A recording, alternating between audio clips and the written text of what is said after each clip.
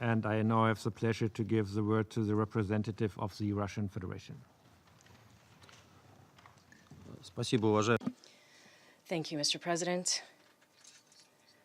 We thank the Joint Special Representative of the United Nations in the African Union, Jeremiah Mamabolo, as well as Assistant Secretary General Ursula Mueller, for the detailed information regarding the situation in Darfur. To be honest, having heard a number of our colleagues speak, we get the persistent impression that they have interpreted today's meeting wrongfully, primarily as an opportunity to discuss the internal situation in the Sudan rather than the situation in Darfur.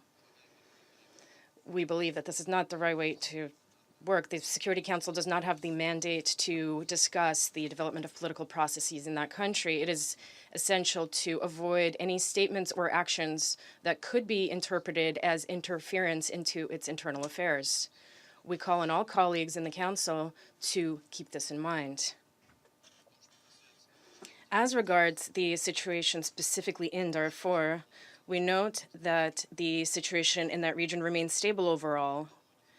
It has been a long time since any major armed clashes have been recorded, and intercommunal violence is now virtually non-existent. The Sudanese government is making notable efforts to normalize life in Darfur, and we hope that those efforts will continue. It is important, given the positive momentum in the region, that the further reduction of the military component of UNAMID continue in accordance with Security Council Resolution 2429. We share the view that in order to avoid a recurrence of conflict, it is essential to prevent a vacuum of power in the region and make a focus on capacity building for state institutions in Darfur. We believe that this is the main goal of the transitional concept for the functioning of UNAMID approved in the above-mentioned resolution, one that is meant to support the Sudanese people in the context of the beginning of the peace-building phase of the settlement process. We underscore the importance for donors to deliver on the pledges already made during previous donor conferences. We are convinced that this, along with easing unilateral sanctions on Sudan, should contribute to normalizing the humanitarian socioeconomic situation in the Sudan as a whole and help resolve issues of peace building and consolidating security in Darfur. We are satisfied that almost all of the provisions of the Doha document on peace in Darfur of 2011 have been implemented. We regret that the unreconciled armed opposition, while it has forfeited its presence on the ground, continues its attempts to destabilize the situation and incite a new wave of violence in the region. It has long been known that the Darfur peace process is stalling because of the unconstructive negotiating position of the unreconciled, which include the Sudan Liberation Army Abdul-Bahir Noor.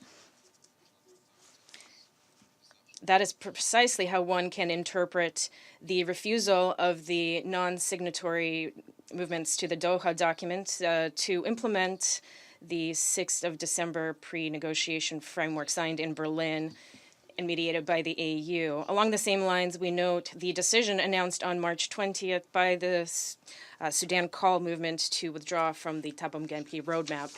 It is regrettable that in reporting such facts, the Secretariat makes the same exhortations to all parties involved. We are convinced that courting the unreconciled in this matter only harms the peace process. In our view, the external sponsors of the Sudanese opposition should also cease to encourage radicals to hold meetings in their capitals, but rather to spur them to make more realistic demands that meet the goal of moving the peace process forward. Mr. President, given the above, we see no basis to link the events of April 11 in Khartoum with the processes of UNAMID's withdrawal and the review of the Darfur sanctions regime, which must move forward in accordance with existing plans. Thank you.